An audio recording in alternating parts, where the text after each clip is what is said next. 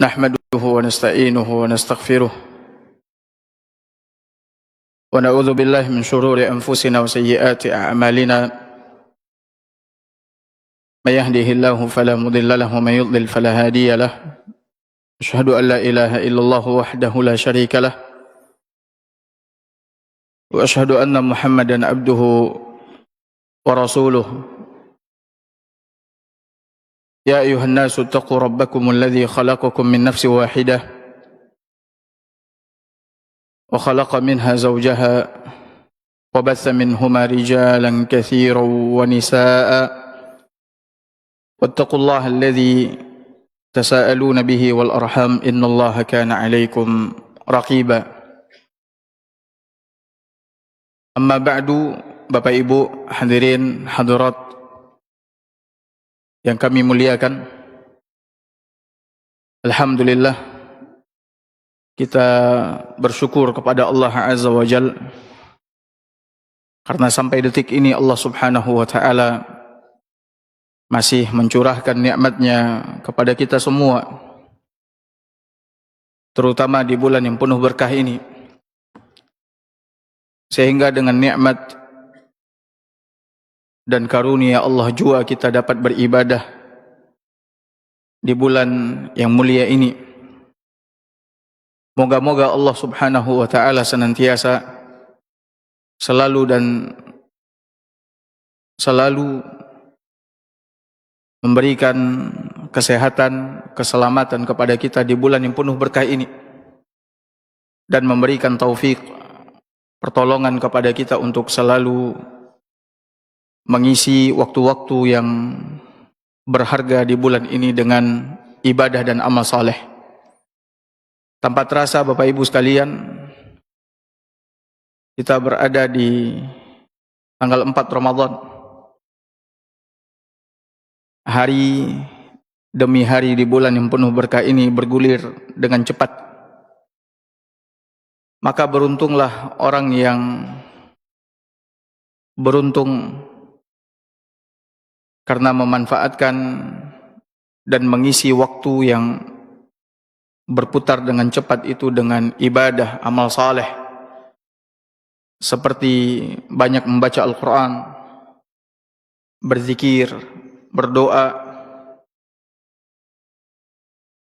berinfak, bersedekah, dan lain sebagainya.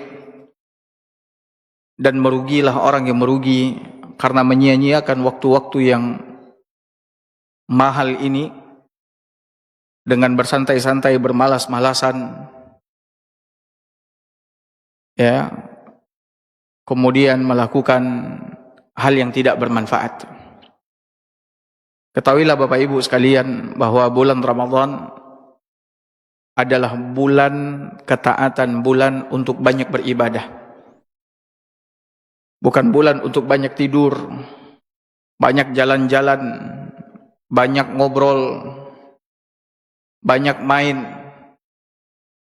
Tapi ini adalah musim yang dibuat oleh Allah Subhanahu wa Ta'ala, yang dirancang oleh Allah Azza wa Jal untuk hamba-hambanya, agar mereka bersegera, agar mereka bersaing, berlomba di dalam melakukan kebaikan. Di bulan ini Allah Subhanahu wa Ta'ala menyiapkan ampunan, menyiapkan pahala yang tidak terhingga, menyiapkan tiket selamat bebas dari siksaan api neraka, menyiapkan surganya, menyiapkan Lailatul Qadar. Maka ini semua tidak akan diraih dan digapai oleh seorang hamba kecuali dengan sungguh-sungguh beribadah di bulan ini. Hanya orang yang sungguh-sungguh berjibaku, mati-matian beribadah di bulan ini yang beruntung mendapatkan itu semua. Maka oleh karena itu Bapak Ibu sekalian, sungguh-sungguhlah beribadah. Pecut semangat diri kita agar banyak beribadah di bulan ini. Karena kalau tidak di bulan ini kita kembali kepada Allah, sungguh-sungguh beribadah kepada Allah, maka di bulan mana kita akan sungguh-sungguh beribadah kepada Allah Azza wa Jalla? Di mana Allah Azza wa Jalla membuka pintu-pintu surganya, menutup pintu-pintu nerakanya, dan mengikat para setan. Maka seharusnya ini menjadi motivasi, pendorong bagi kita semua untuk banyak-banyak beribadah kepada Allah Azza wa Jalla di bulan ini. Maka hendaknya kita saling ingat mengingatkan, saling nasihat menasihati. Suami mengingatkan keluarganya, istrinya, anak-anaknya.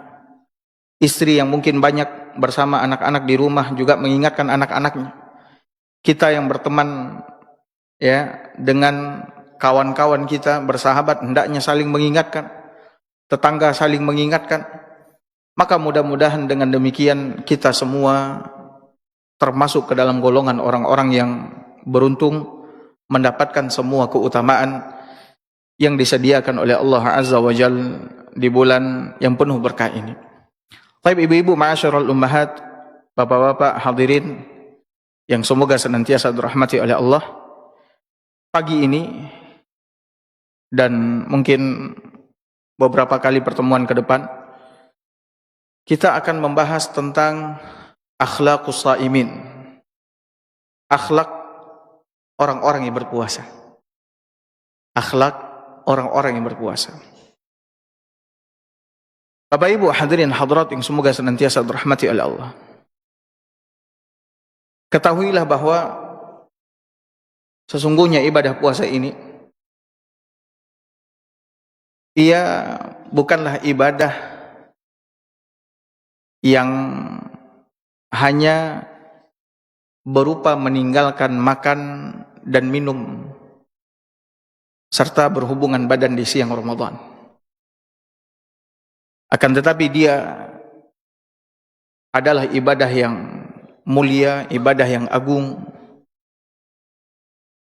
yang mendidik serta membina orang-orang yang melakukannya kepada akhlak yang mulia dan pembersihan jiwa, sehingga dengan itu orang-orang yang berpuasa ini mencapai dan meraih akhlak yang mulia, jiwa yang bersih, ya, terbebas dan terlepas dari kebiasaan-kebiasaan buruk, dari akhlak-akhlak yang buruk. Puasa akan menuntunnya kepada kebiasaan yang baik, perilaku yang baik. Ini jika seandainya kita ketika melakukan puasa, kita benar-benar melakukannya sesuai dengan yang diinginkan oleh Allah dan Rasul. Bukan sesuai dengan kebanyakan orang-orang, di mana mereka berpuasa hanya meninggalkan makan dan minum, serta berhubungan badan. Namun perbuatan-perbuatan buruk tidak mereka tinggalkan. Padahal ibadah puasa ini bukan hanya sekedar meninggalkan makan dan minum, tapi meninggalkan semua yang diharamkan oleh Allah Azza wa Jalla. Ucapankah, perbuatankah, kemudian keyakinan yang ada di dalam hatikah, dan seterusnya. Nah Bapak Ibu hadirin hadirat yang semoga senantiasa dirahmati oleh Allah Azza wa Jalla. Tapi akhlak apa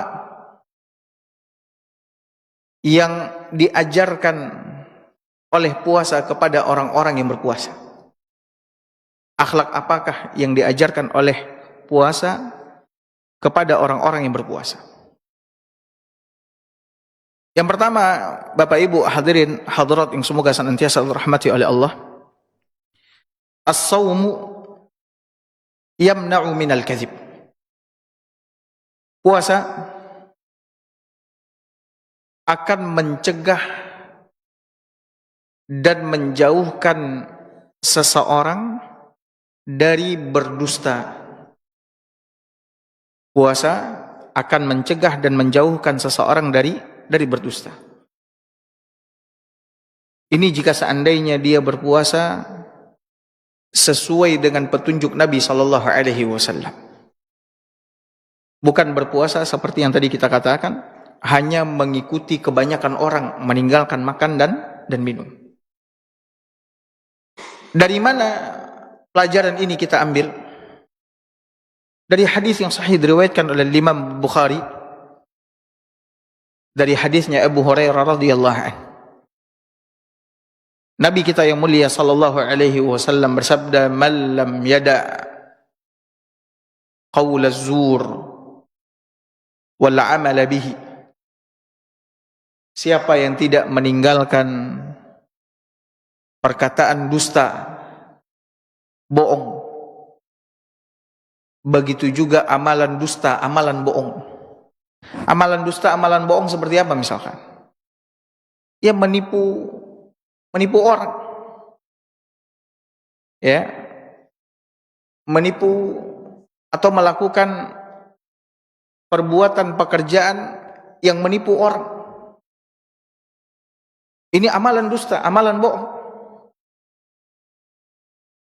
Nah, Nabi SAW mengatakan siapa yang tidak meninggalkan perkataan dusta, amalan dusta, falaysa lillahi hajatun fi ayyada'a ta'amahu wa syarabahu. Maka Allah subhanahu wa ta'ala tidak butuh dengan puasanya. Allah subhanahu wa ta'ala tidak butuh dengan apa? Puasanya. Orang ini berpuasa, namun ia terus berdusta ucapannya, terus melakukan perbuatan dusta, gerakan dusta, menipu, ya, maka ketahuilah Allah tidak butuh dengan puasanya. Maknanya Allah subhanahu wa ta'ala tidak akan memberikan apa? Ganjaran atas puasa yang ia lakukan. Tidak ada nilai puasanya di sisi Allah azza wa jalla. Tidak ada nilai puasanya di sisi Allah subhanahu wa ta'ala. Nah, Bapak Ibu hadirin hadirat yang semoga senantiasa dirahmati oleh Allah azza wa jalla. Dari hadis ini Nabi SAW mengajarkan kepada orang yang berpuasa agar mereka menjauhi perkataan dusta, bohong, dan juga amalan dusta, bohong. Kenapa? Karena ini semua akan merusak pahala puasanya, akan menghancurkan, ya, nilai puasanya di sisi Allah subhanahu wa ta'ala. Nah, sekarang Bapak Ibu hadirin hadirat memuliakan oleh Allah, lihatlah hari ini. Lihatlah hari ini. Tidak sedikit orang yang berpuasa namun lisannya berbohong, perbuatannya berbohong. Bahkan ada orang-orang atau acara-acara yang ditayangkan di media-media yang ada, di mana orang-orang di dalam acara tersebut berdusta, berbohong dengan tujuan untuk membuat manusia atau orang-orang ketawa. Ya. Dengan tujuan untuk apa? Membuat orang-orang ketawa. Ini hendaknya kita jauhi ketika kita berpuasa. Begitu juga dengan apa? Perbuatan-perbuatan bohong. Untuk menarik dan membuat orang-orang kagum dengannya. Afwan, seperti apa? Seperti perbuatan bohong ini seperti apa? Seperti misalkan sulap. Menipu orang dengan gerak-geriknya dan lain sebagainya. Maka ini tidak dibenarkan ketika kita apa? Tengah berpuasa. Maka selama kita berpuasa, kita mesti menjaga lisan kita dan mesti juga menjaga apa? Menjaga amal perbuatan kita. Jangan sampai ucapan dan amal perbuatan kita merusak ibadah puasa kita di sisi Allah Subhanahu wa taala. Maka oleh karena itu ajarkan ini kepada keluarga kita Bapak Ibu sekalian. Suami ajarkan kepada istrinya, ajarkan kepada anak-anaknya, ini kita berpuasa bukan hanya sekedar meninggalkan makan dan minum, tapi kita juga berpuasa menjaga lisan dan amal perbuatan kita. Karena Nabi SAW mengatakan siapa yang mengatakan perkataan dusta, melakukan amalan dusta, maka Allah Subhanahu wa taala tidak butuh dengan ibadah puasa yang dia kerjakan. Makanya oleh karena itu Bapak Ibu hadirin hadirat muliakan oleh Allah, hendaknya masing-masing kita senantiasa berhati-hati. Hati-hati. Kita tentunya tidak mau Bapak Ibu setelah letih-letih menahan diri dari makan dan minum, yang itu merupakan kebiasaan kita, bahkan hal yang kita sukai, makan dan minum. Kita sudah tahan diri kita dari makan dan minum, lalu setelah kita letih-letih, ternyata nilainya tidak ada di sisi Allah Subhanahu wa taala. Ya. Maka oleh karena itu, hendaknya orang yang berakal mengambil pelajaran dari hal ini. Nah, kalau puasa mencegah dan menjauhkan seseorang dari berkata dusta, dari kebohongan, dari kedustaan, maka ketahuilah Bapak Ibu, as-sawmu yad'u ila sidq. Puasa itu menuntun pelakunya untuk senantiasa apa? Senantiasa jujur. Puasa itu senantiasa menuntun pelakunya kepada kejujuran. Bapak Ibu hadirin hadirat yang semoga senantiasa dirahmati oleh Allah Subhanahu wa taala. Jujur. Jadi di dalam berpuasa selama 30 hari ini kita belajar jujur Bapak Ibu. Belajar jujur di lisan kita, belajar jujur di dalam amal perbuatan kita, belajar jujur di dalam apa? Keyakinan kita, dalam niat kita. Dan kejujuran yang pertama sekali Bapak Ibu harus berikan itu adalah kejujuran kepada Allah Subhanahu wa taala. Kejujuran kepada siapa? Kepada Allah Subhanahu wa taala. Bagaimana kita jujur kepada Allah Azza wa Jalla di dalam ibadah puasa kita? Hendaknya Bapak Ibu hadirin hadirat yang semoga senantiasa dirahmati oleh Allah, jujur di dalam niat selama Bapak Ibu berpuasa. Bahwasanya Bapak Ibu berpuasa ini karena mengharapkan keridhaan Allah. Bapak Ibu berpuasa ini untuk Allah Azza wa Jalla, demi Allah Subhanahu wa taala. Bukan untuk apa? Untuk mendapatkan pujian orang, bukan untuk pamer sama orang, bukan untuk mendapatkan kesenangan dari kesenangan-kesenangan dunia, tidak. Tapi kita berpuasa karena mengharapkan keridhaan Allah Subhanahu wa taala. Jujur di dalam niat. Jujur di dalam apa? Niat. Dan jujur di dalam puasa. Jangan di hadapan manusia kita pertontonkan, perlihatkan seolah-olah kita berpuasa, bibir kita kering, tapi di balik tembok rumah kita, di balik tembok kantor kita, kita makan, minum secara apa? Sembunyi-sembunyi. Ini tidak jujur. Ini puasa tidak mengajarkan kepadanya kejujuran. Jadi Bapak Ibu di dalam berpuasa mesti jujur.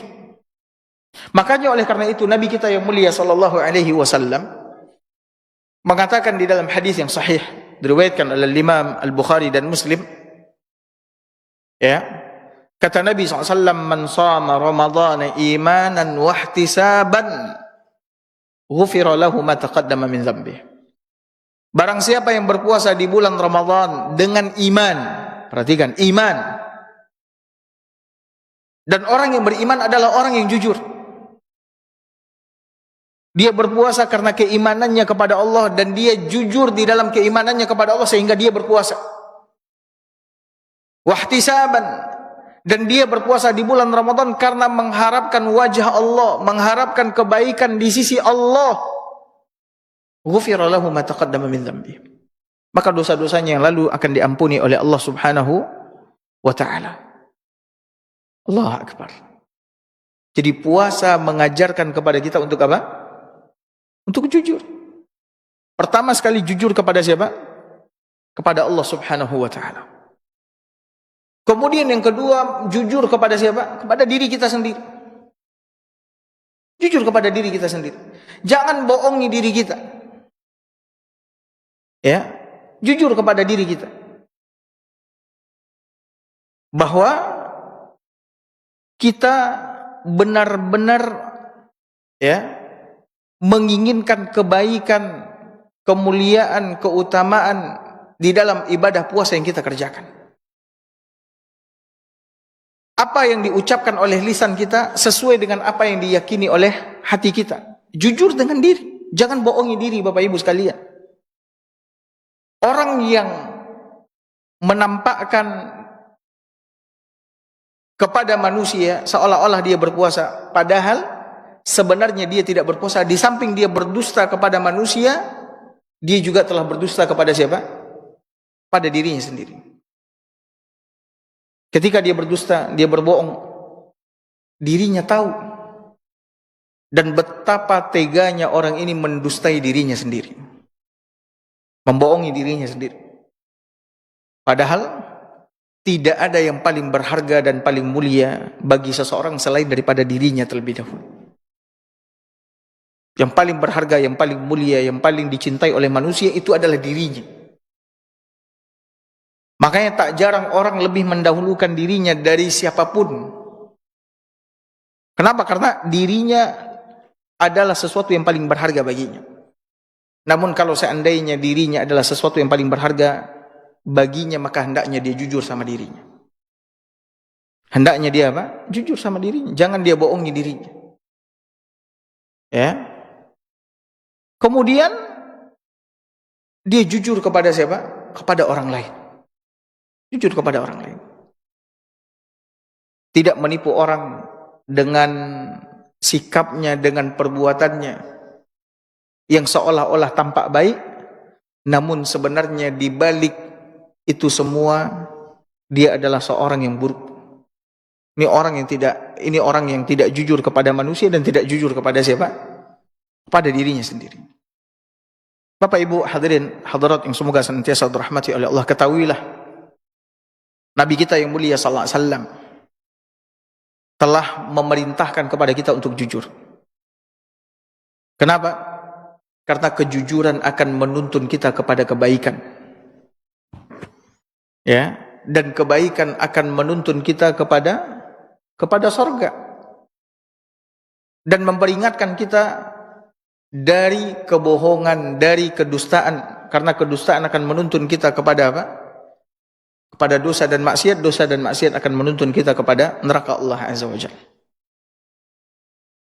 Maka Nabi SAW mengatakan, alaikum bisidq, hendaklah kalian jujur, fa inna sidqa yahdi ilal bir.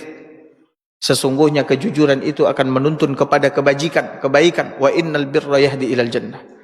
Dan sesungguhnya kebaikan itu akan menuntun kalian kepada surga Allah Azza wa Jalla. Kemudian apa kata Nabi? Dengarkan Bapak Ibu, ini yang paling besar. Wa innar rajul la yazalu yasduq wa yataharra sidq. Dan sesungguhnya seseorang, kata Nabi, selalu dan senantiasa berusaha jujur, mengatakan jujur, berkata jujur, selalu dia berusaha jujur, hatta yuktaba indallahi siddiqa, hingga dia pun ditulis di sisi Allah sebagai seorang yang jujur. Kalau dia jujur, selalu jujur, berusaha untuk jujur, maka akan ditulis di sisi Allah namanya sebagai seorang apa? Siddiq, orang yang jujur. Ya Allah ya Rabbi. Ini bukan di sisi manusia kita disebut jujur, orang yang jujur. Tapi kita disebut dan ditulis namanya di sisi Allah sebagai seorang yang jujur. Kemudian setelah itu Nabi SAW mengatakan, iyyakum wal kadzib. Jauhilah oleh kalian kebohongan, kedustaan. Fa innal kadzib yahdi ilal fujur. Sesungguhnya kebohongan, kedustaan akan menuntun kalian kepada kedurhakaan. Wa innal fujur yahdi ilal nar. Dan sesungguhnya kedurhakaan, dosa akan membawa kalian kepada neraka Allah Azza wa Jalla.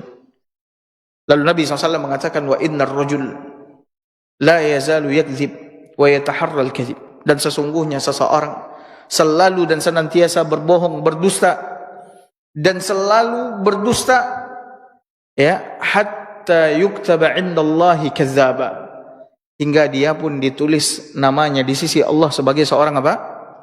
Pendusta. Jadi puasa ini mengajarkan kepada kita untuk apa? Untuk jujur. Maka Bapak Ibu tanamkan kepada anak-anak, terutama anak-anak yang masih apa? Masih kecil. Anak-anak udah besar, cucu. Panggil cucu-cucu kita, cu, ini kita puasa di bulan Ramadan ini, ya, mesti jujur. Mesti jujur. Enggak boleh ada yang apa? Berbohong. Enggak boleh ada yang menipu. Di hadapan kakek, nenek, dia perlihatkan seakan-akan dia berpuasa, tapi di belakang kakek nenek ternyata dia apa? Dia makan dan minum. Sampaikan bahwasannya puasa yang seperti itu tidak ada nilainya di sisi Allah, bahkan yang ada adalah dosa dan maksiat. Jadi kalau kalian tidak puasa, kalian katakan. Ya, kalian katakan. Jangan bohong, jangan sudah tidak puasa dosa, bohong tambah apa? Dosa, dosanya bertambah. Ya. Jadi sampaikan pelajaran-pelajaran akhlak dari ibadah puasa yang kita lakukan di bulan Ramadan. Kemudian Bapak Ibu hadirin hadirat yang semoga senantiasa dirahmati oleh Allah Subhanahu wa taala. Akhlak berikutnya yang diajarkan oleh puasa kepada orang-orang yang berpuasa adalah bahwa as-saumu yahmilu 'alal 'iffah. As-saumu yahmilu 'alal 'iffah. Puasa ini akan mengantarkan pelakunya kepada iffah, menjaga kesucian dan kehormatan diri. Menjaga kesucian dan kehormatan apa? Diri. Bagaimana? Bagaimana puasa mengantarkan seseorang kepada apa? Iffah, menjaga kesucian dan kehormatan diri. Karena Bapak Ibu hadirin hadirat yang dimuliakan oleh Allah, hikmah dan tujuan besar disyariatkannya puasa oleh Allah Subhanahu wa taala adalah agar kita menjadi hamba yang bertakwa. Agar kita menjadi apa? Hamba yang bertakwa. Allah Subhanahu wa taala berfirman di dalam surah Al-Baqarah. Ayat berapa Bapak Ibu? 183. Itu ayat yang ma'ruf, yang sering Bapak Ibu dengar. Apa kata Allah Azza wa Jalla? Ya ayyuhalladzina amanu kutiba alaikumus shiyam kama kutiba alal ladzina min qablikum la'allakum tattaqun. Wahai orang-orang yang beriman, wahai orang-orang yang beriman, Allah memanggil orang-orang yang beriman. Bapak Ibu, salaf mengatakan jika ada panggilan wahai orang-orang yang beriman, maka kita sebagai orang yang beriman segeralah menghadap ke arah panggilan itu. Ya, berikan perhatian, berikan pendengaran, berikan hati. Kenapa?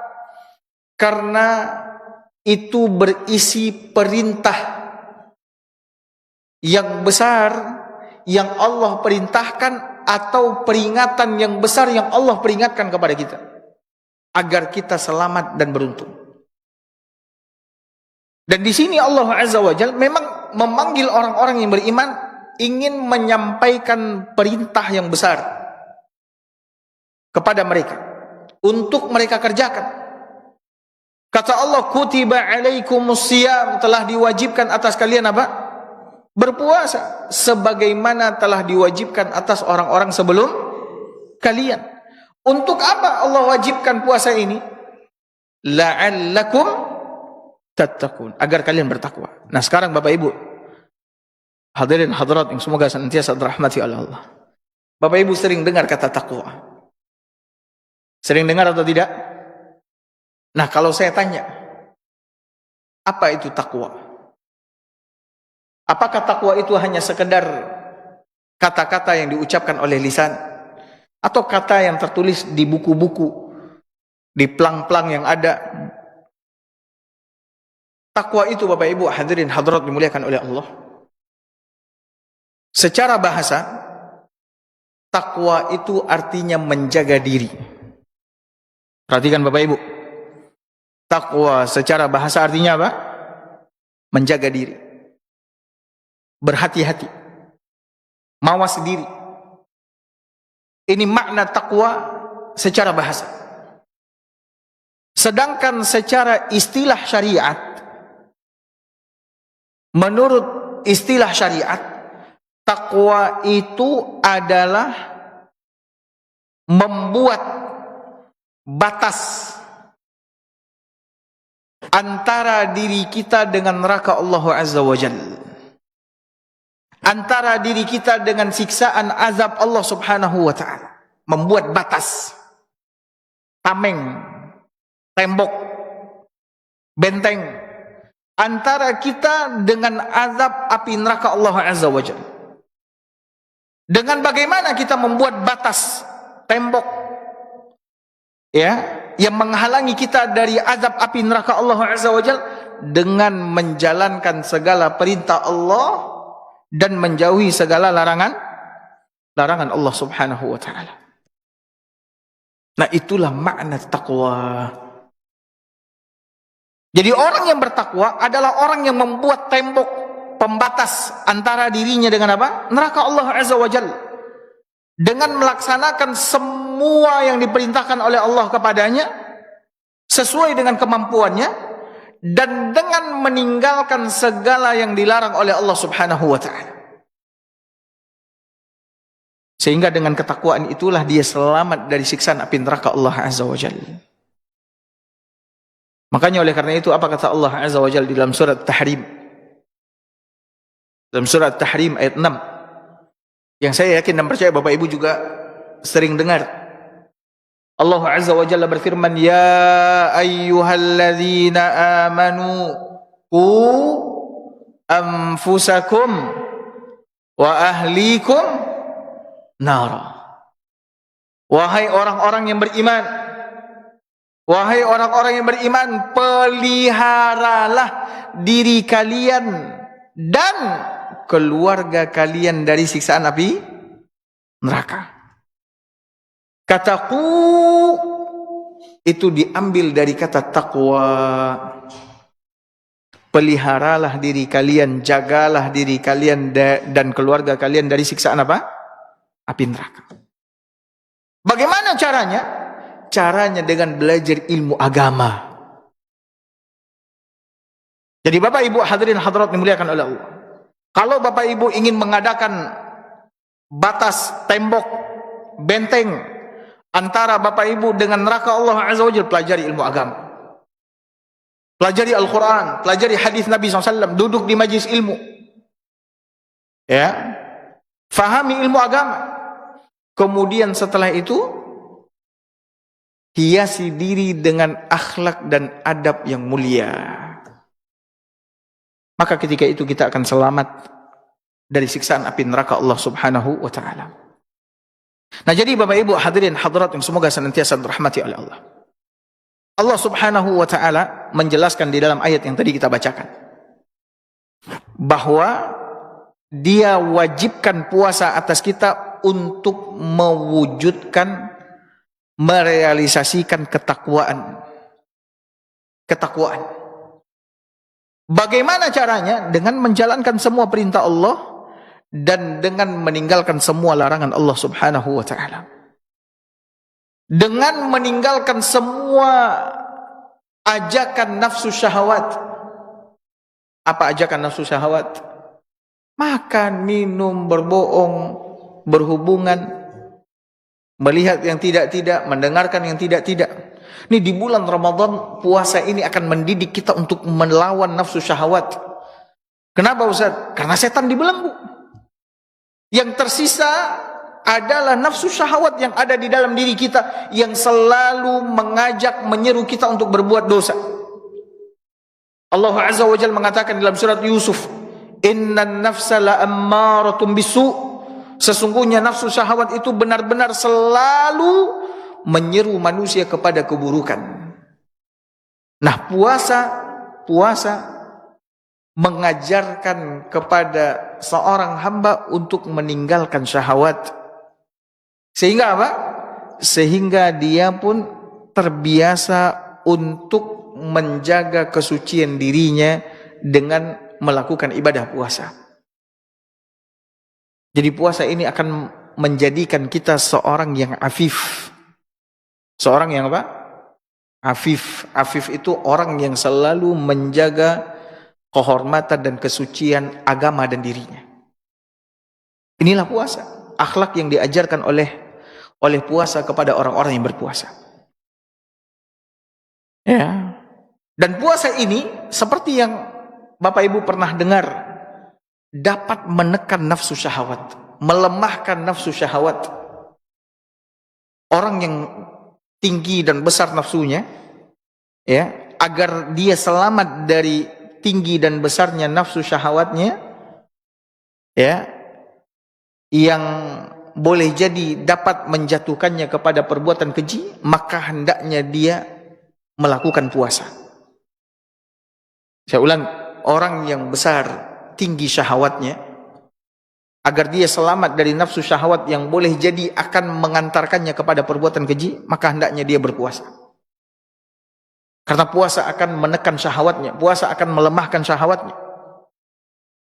Dari mana kita tahu, Ustaz?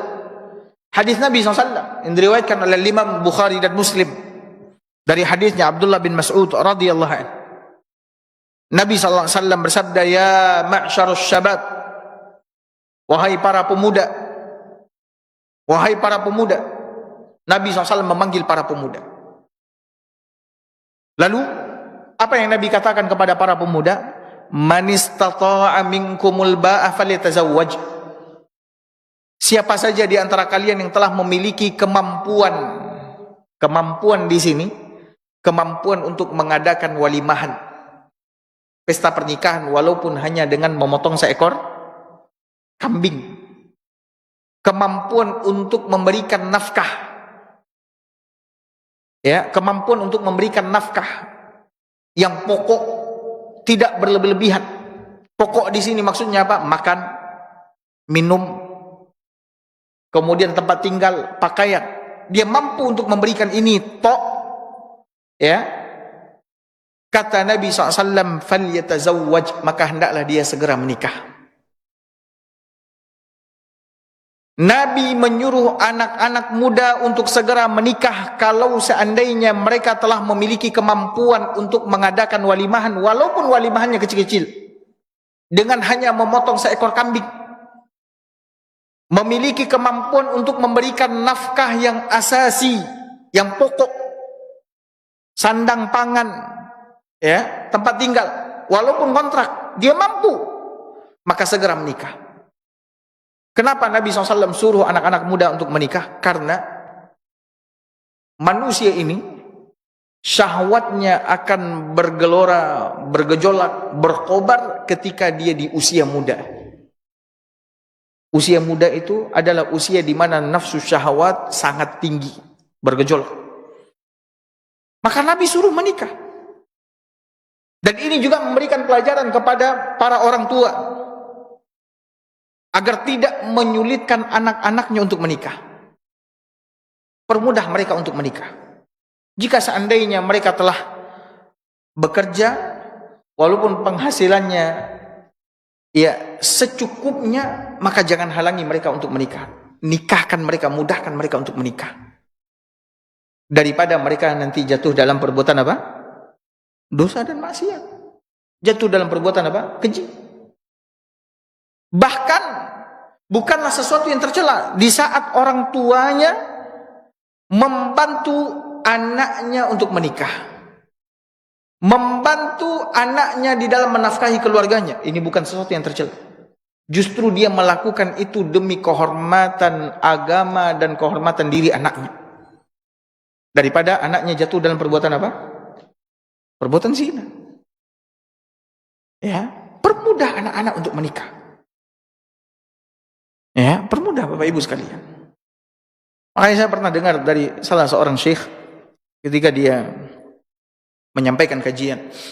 Ada salah seorang orang tua, anaknya ketika itu SMA di Arab ya. Dia mengatakan, "Nak, selesai kau SMA dengan hafalan Quran, dengan nilai yang bagus, ayah akan menghadiahkan sesuatu yang besar kepadamu," katanya. Kata anaknya, "Iya ya, iya." Selesai anaknya SMA, tamat, anaknya selesai Al-Quran, hafalan Quran, nilainya bagus, ayahnya membawakan calon seorang wanita untuk pengantin wanita untuk anaknya. Dan dia mengatakan, inilah hadiah yang ingin ayah berikan. Ayah tahu, kata dia. Ya, di usiamu seperti ini, nafsumu besar. Saya belum bekerja. Kau bekerja semampumu. Apabila tidak cukup, maka ayah akan membantu. Dan seperti inilah seharusnya apa? Orang tua. Daripada anaknya jatuh dalam perbuatan apa? Perbuatan keji. Maka Nabi SAW mengatakan, kata Nabi SAW, "Man istata'a minkumul ba'a falyatazawwaj." Siapa saja di antara kalian yang memiliki kemampuan untuk menikah, maka segera menikah, kata Nabi SAW. Kenapa? Karena kata Nabi SAW, فَإِنَّهُ أَغَضُّ لِلْبَصَرُ وَأَحْسَنُ لِلْفَرْجِ. Dengan menikah itu, dengarkan Bapak Ibu, dengan menikah itu kata Nabi SAW, seseorang lebih bisa menundukkan pandangan, menjaga pandangan. Kenapa hari ini banyak orang yang melihat yang tidak-tidak? Melihat wanita-wanita yang diharamkan oleh Allah Azza wa Jalla, atau lelaki-lelaki yang diharamkan oleh Allah Azza wa Jalla. Karena syahwat. Karena syahwat. Maka apabila dia telah menikah, maka dia diharapkan tidak lagi melihat yang diharamkan oleh Allah Subhanahu wa taala. Dia lebih mudah untuk menundukkan pandangan. Kenapa? Karena apa yang dia lihat itu ada pada pasangannya. Maka tidak ada gunanya lagi dia melihat itu. Semuanya ada pada pasangannya. Ya. Dan dengan menikah, kehormatannya lebih terjaga. Ketika ada hasrat dan keinginan untuk melampiaskan nafsu syahwat, dia tahu harus pergi kemana. Dia tahu kemana dia melampiaskannya. Maka terjagalah matanya dan terjagalah kemaluannya. Ini hikmah yang sangat besar dari pernikahan Bapak Ibu sekalian. Hikmah yang sangat besar. Maka fikirkan ini. Ketika kita memudahkan anak-anak kita untuk menikah, maka matanya akan terjaga, kemaluannya terjaga, dan ketika mata dan kemaluannya terjaga, maka agamanya akan terjaga. Ini kalau seandainya memiliki apa? Kemampuan. Namun kalau seandainya tidak ada kemampuan, apa kata Nabi SAW? Ada petunjuk dari Nabi SAW. Ini petunjuk bagi anak muda yang memiliki kemampuan. Namun kalau seandainya tidak mampu, kata Nabi SAW, وَمَنْ لَمْ يَسْتَطِعْ فَعَلَيْهِ بِالصَّوْمِ. Siapa yang tidak mampu, kata Nabi SAW, maka hendaknya dia berpuasa. Nabi mengarahkan anak-anak muda yang belum mampu untuk mengadakan walimahan, belum mampu untuk memberikan nafkah pokok kepada istrinya, agar mereka berpuasa. Kenapa puasa? Karena puasa akan melemahkan dan menekan nafsu syahwat. Puasa akan menekan dan melemahkan nafsu syahwat. Syahwatnya akan apa? Akan lemah. Syahwatnya akan apa? Akan tenang dengan dia berpuasa. Tapi kalau seandainya dia tidak berpuasa, maka ketika itu syahwatnya berkobar-kobar, bergejolak, dan dikhawatirkan dia tidak bisa menjaga matanya, dia tidak bisa menjaga kehormatannya. Nah, Bapak Ibu hadirin hadirat yang semoga senantiasa dirahmati oleh Allah Subhanahu wa taala. Apalagi di zaman sekarang Bapak Ibu sekalian. Zaman sekarang. Memangnya bagaimana Ustaz? Bapak Ibu bisa lihat bagaimana pergaulan muda-mudi hari ini. Bagaimana tontonan-tontonan hari ini. Bagaimana internet yang bebas diakses oleh anak-anak muda hari ini. Bukan anak-anak muda aja, semua orang hari ini. Dunia bisa mereka buka ketika atau di saat mereka berada di dalam kamar atau bilik kamar mereka. Ya, sangat mengerikan Bapak Ibu sekalian. Ya, sangat mengerikan. Kita mendengar berita anak SMP tiba-tiba mau lahiran. Ada berita yang sempat saya lihat, bahkan sempat saya dengar sendiri di sini nih. Waktu di rumah sakit, di salah satu rumah sakit di sini, ketika istri saya waktu itu dirawat, dokter masuk berkata ada pasien anak SMP kelas 3 dibawa sama teman-temannya karena mau lahiran. Anak SMP kelas 3 dibawa sama teman-temannya karena mau lahiran. Terus dokter ini bertanya, ini orang tuanya mana? Dia diusir sama orang tuanya. Karena dia berzina, diusir sama orang tuanya. Orang tuanya tidak peduli lagi dengan dia. Kalau dia mati-mati aja. Subhanallah. Dan karena dia kecil, sehingga dia pingsan-pingsan. Karena tempat lahiran kecil. Dia nggak kuat. Pihak rumah sakit tidak bisa melakukan tindakan kecuali ada yang bertanggung jawab untuk itu. Subhanallah. Jadi Bapak Ibu hadirin hadirat dimuliakan oleh Allah. Kebutuhan manusia, terutama anak-anak muda hari ini kepada puasa sangat besar. Sangat besar. Maka ajarkan anak-anak kita untuk banyak berpuasa. Dengan kita berikan contoh kepada mereka. Yuk kita puasa Senin. Yuk kita puasa di hari Kamis juga. Misal. Yuk kita puasa. Kalau ada hari-hari yang memang kita disyariatkan untuk puasa.